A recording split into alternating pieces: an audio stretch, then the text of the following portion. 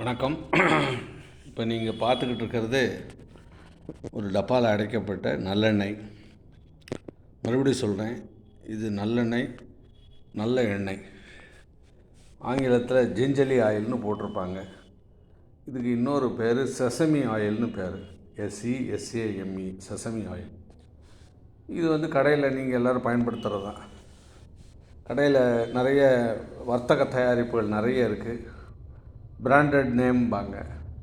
அதெல்லாம் நீங்கள் வாங்கி பயன்படுத்துவீங்க. எல்லாம் உங்களுக்கு தெரிஞ்சது தான். பண்டிகை காலங்களில் அதிகமாக விற்பனை ஆகும். நல்லெண்ணெய், கடலெண்ணெய், தேங்காய் எண்ணெய் மூன்றும் நாம் பயன்படுத்துகிறோம். கேரளாவில் தேங்காய் எண்ணெய் தான் சமையலில் அதிகமாக பயன்படுத்துகிறாங்க. தமிழ்நாட்டில் கடலெண்ணெய். நீங்கள் இந்த கடையில் வாங்குகிற பலகாரங்கள், பட்சணங்கள் இதெல்லாம் பாமாயிலில் தயார் பண்ணுறாங்க. இது எப்படி வருதுன்னு கொஞ்சம் பாருங்கள். என்னென்னா, உங்களுக்கு தெரிஞ்சது தான். இப்போ நான் கடையில் நான் ஒரு சில்லறை விற்பனை கடைக்கு போனேன். அந்த கடையில், அந்த கடைக்குள்ளேயே ஒரு செக்கு வச்சுருக்காங்க. மரச்செக்கில் அதை அரைச்சி கொடுக்குறாங்க. அவங்களே அரைச்சி கடலெண்ணெய், நல்லெண்ணெய், இது 2 தேங்காய் எண்ணெயும் அவங்களே அரைச்சிடுறாங்க. இப்போ என்னென்னா, அவங்க என்ன விலைக்கு என்கிட்ட கொடுக்குறாங்கன்னா, 1 லிட்டர் 290 ரூபா. அதாவது நல்லெண்ணெய் 290 ரூபா கொடுத்தா 1 லிட்டர் வாங்கிடலாம். ஒரு தடவை நான் வாங்கும்போது கேட்டேன், இது சுத்தமான நல்லெண்ணெயான்னு கேட்டேன். இல்லைங்க, இது சுத்தமான நல்லெண்ணெய் தான் அப்படின்னாங்க. நான் அதை எடுத்துகிட்டு வந்துட்டேன், சமையல் பண்ணி பார்த்தேன். அப்புறம் எனக்கு ஒரு சந்தேகம் வந்தது. இதில் யாராவது இப்படி 290 ரூபாய்க்கு கொடுக்குறாங்களே, அதில் அவருக்கு எவ்வளோ லாபம் இருக்கும் அப்படின்னு யோசித்து பார்த்தேன். சில இடங்களில் 300 ரூபாய்க்கு விற்கிறாங்க, 350 ரூபா வரப்போகுது. எங்கள் ஊரில் ஒருத்தர் இதே 350 ரூபாய்க்கெல்லாம் வாங்கி விற்றுக்கிட்டு இருக்காரு. 290 ரூபா எங்கள் ஊரில் சில்லறை விற்பனையில் நல்லெண்ணெய் 1 லிட்டர். ஒரு திருநெல்வேலியிலேருந்து ஒருத்தர், என் நண்பர் ஒருத்தரை சந்தித்தேன். அவர்கிட்ட இதை பற்றி அவர் இந்த வியாபாரம் பண்ணிகிட்டு இருக்கார், எண்ணெய் விற்கிற அவர் சொன்னார், சார் இதில் நிறைய விஷயங்கள் இருக்குது சார் அப்படின்னாரு. என்னன்னு கேட்டேன். அதாவது 290 ரூபாய்க்கு 1 லிட்டர் நல்லெண்ணெய் யாருமே விற்க முடியாது, அப்படி கொடுக்க முடியாது. அப்படி விற்றா அவருக்கு நஷ்டம்தான் வரும் அப்படின்னாரு. எப்படின்னு கேட்டேன். அதாவது நல்லெண்ணெய் தயாரிக்கிறதுக்கு என்ன தேவைன்னா, மூலப்பொருள் தும்பை அப்படின்னு சொல்லப்படுகிற எள். அது தும்பை எள்ளும்பாங்க, கருப்பாக இருக்கும். இது நிறைய திதி காரியங்களுக்கு, தேவச காரியங்களுக்கு எள்ளு தான் பயன்படுத்துவாங்க.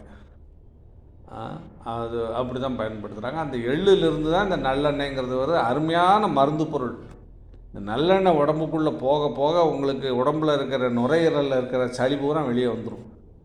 இது மருந்து. நல்லெண்ணெயை தயவு செஞ்சு நல்லெண்ணெய்ன்னு சொல்லாதீங்க, மருந்து எண்ணெய்னே சொல்லுங்கள். ஏன்னா இதில் மருத்துவ குணம் இருக்குது. இது கொஞ்சம் கொஞ்சமாக உடம்புக்குள்ளே போக போக உடம்பில் இருக்கிற சளியெல்லாம் வெளியேறிடும் நுரையீரலிருந்து. இது எப்படின்னா, தும்பை எள்ளிலிருந்து தயாரிக்கிறாங்க. அந்த தும்பை எள் மார்க்கெட் விலை கூடிக்கிட்டே போகுது நாளுக்கு நாள். ஏன்னா இந்த எள்ளை பயிரிடுறதுக்கு ஆள் இல்லை. மானாவாரி பயிராக தண்ணீர் வசதி இல்லாத மானாவாரி நிலங்களில் இந்த எள்ளை விதைக்கிறாங்க. அதுக்கு இப்போ ஒன்றும் வேண்டாம், அதுவே வந்துடும் பயிர். அதை எடுத்துகிட்டு அதை அந்த குச்சி குச்சியாக நிற்குது அந்த பயிர் அதை உடச்சி அதை அந்த இடத்துல களத்தில் அடித்து அந்த எள் எடுக்கிறாங்க.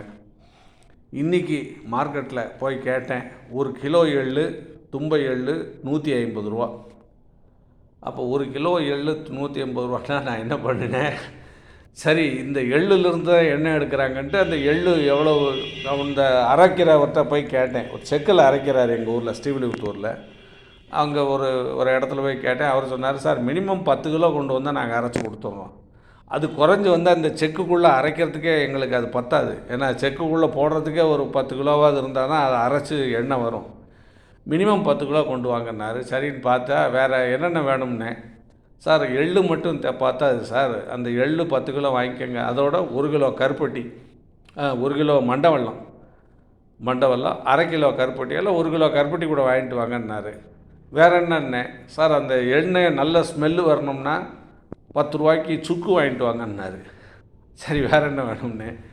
அப்புறம் சுத்தமான ஏலக்காய், பச்சை ஏலக்காய். ஏன்னா 2 கலர் இருக்குது. ஒன்று கௌதமாலா ஏலக்காய், அது வாங்காதீங்க.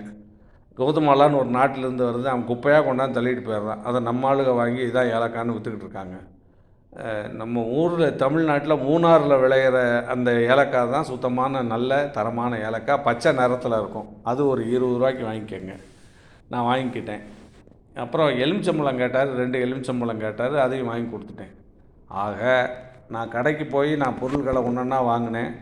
10 கிலோ எள், 1 கிலோ 150 ரூபா மேனிக்கு 1500 இந்த கருப்பு இந்த இது சுக்கு அப்புறம் ஏலம் அதுக்கு ஒரு 80 ரூபா ஆயிடுச்சு. வாங்கிக்கிட்டேன் 1580.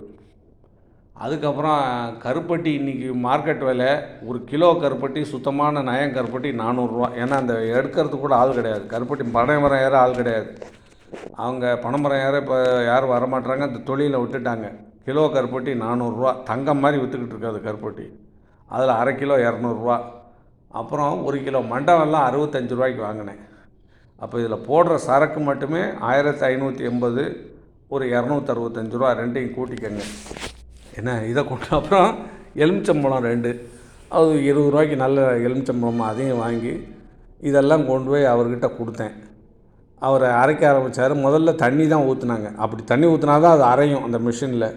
தண்ணி ஊற்றி நான் கொடுத்த இந்த மண்டை வெல்லம், கருப்பட்டி, எலுமிச்சம்பழம், அதுக்கப்புறம் சுக்கு, அதுக்கப்புறம் ஏலக்காய், இது எல்லாத்தையும் அந்த அந்த அரைக்கிற உரலில், மர உரலில் என் கண் முன்னாடியே போட்டார். 1 மணி நேரம் ஆச்சு. அரைச்சி கொஞ்சம் கொஞ்சமாக சொட்டு சொட்டாக எடுத்து அதை வெளியில் எடுத்தார். எனக்கு இதில் என்ன கணக்குன்னா 1000